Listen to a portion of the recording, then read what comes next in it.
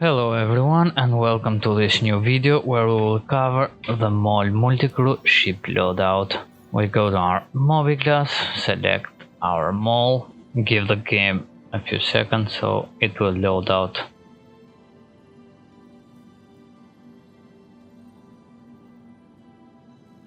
If you guys having a problem with the ship preview and want to fix it, you have a video on my YouTube channel with instructions how to fix the ship preview. Without wasting time, let's continue with our ship loadout. As far as we go for the ship components, the stock ones are pretty good, so you don't have to change any of them since this is not a combat ship and you don't need high-end components. Instead, for the mining lasers, it is another story. The stock ones that are on your MOL are the Arbor MH2 mining laser, which are pretty balanced, but they are not the best out there. So we will have to change them. At the first torrent slot, which is the one beneath your cockpit, we will change it with a Helix 2 mining laser. This is a pretty powerful mining laser. It has an optimal range of 30 meters, it has 3 module slots, it gives a resistance reduction of the rock that you are mining by 30%, but the downside is that the optimal charge window size is reduced also by 40%, but we can counter this with the help of our mining modules. At the third slot, we will put the Focus 3 module, which will give us an optimal charge window size of 40%, that will counter the one that the Helix 2 does with a reduction, and also will increase the mining laser power by 95%. At the second slot, we will put a Ryger C3 module. This module will increase our laser power by yet another 125% at the cost of the optimal charge window size that will be reduced by 1%, which is negligible. At the third slot, we will put a Surge module. This module is an active one, which means this one has 7 usages and it uses as a duration of 15 seconds. This module gives an increase of the power by 150%. It lowers the resistance of the rock by 15% at the cost of the laser instability that is increased by 10%. The laser instability isn't very important when you are mining rocks like, for example, that have gold. It is important when you are mining rocks that have quantanium, that are pretty unstable, and this stuff will be a bit problematic, but you can fix that with the usage of the mining gadgets. As a second torrent, we will put a Hofstede size 2 mining laser. This mining laser has an optimal range of 60 meters, it has 2 module slots, gives a resistance reduction of 30% on the rock that you are mining. It has an optimal charge window rate increase of 20% at the cost of laser instability, the increase of 10%. For modules, we will put here a Ryger C3 module that will increase the laser power by 125% and the negligible cost of the optimal charge window size of 1%. At the second slot, we will put a Surge module, the active one, so it will be useful when we have rocks that have a pretty big resistance or the rocks that are a bit bigger and you need more power to break them down.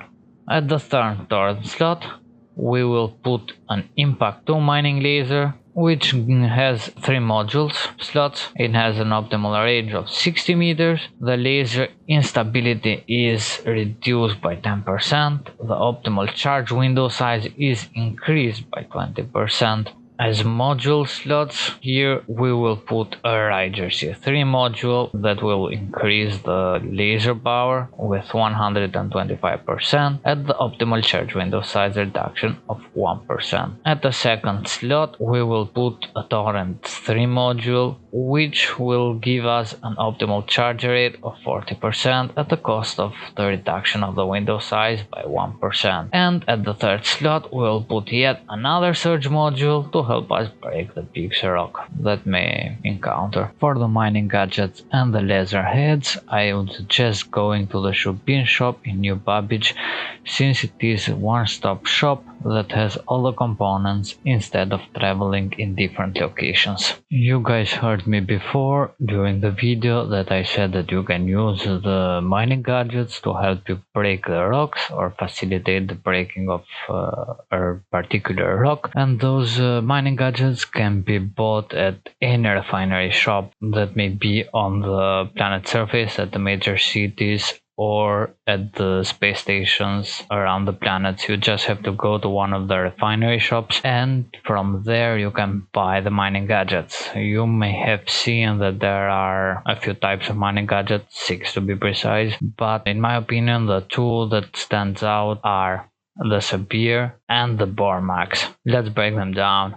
The Bormax gives you a laser instability, lowers it by 70%. It gives a cluster modifier by 30% and a resistance of 10%. This kind of mining gadget is mostly used when you are dealing with rocks that contain quantanium, since quantanium is unstable and the instability on the rock will be pretty high, which will cause you to have spikes during the heating of the rock, which may send it beyond the green zone and you can overcharge the rock. And the other one, the Sabir is mostly used when you have rocks that have higher resistance. For example, the rocks that have gold on them. Since gold has a pretty nice resistance, you can place the Sabir on them. The Sabir increases the optimal charge window size by 50%, lowers the resistance by 50%, but it increases instability by 15%. And those kind of rock don't have very high instability, so this mining gadget is perfect for lowering the resistance, which will make that rock to be mineable even solo. After you break the rock, if the gadget survives, it will be on the ground, blinking a red light, which will show you that you can go back and pick it up and use it on another rock. If the mining gadget is damaged more than 50%, you can bring it back with you. You can sell it at the station for a few EUSCs in exchange. This was all for this video. I hope you guys enjoyed it. If you liked it, please give a like, subscribe, and if you have any comment, please write them down below so I can answer them as soon as possible. See you guys in the verse.